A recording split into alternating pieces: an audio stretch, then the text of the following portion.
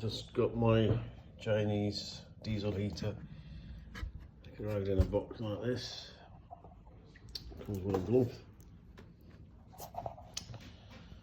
and a setting on the key fob as well with it. Some metal and bits and bobs.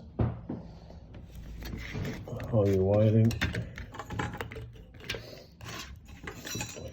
Get the exhaust pipe there, air intake, this one. That's if you want to use it. And this is the machine. So when you do then need more bits and bobs.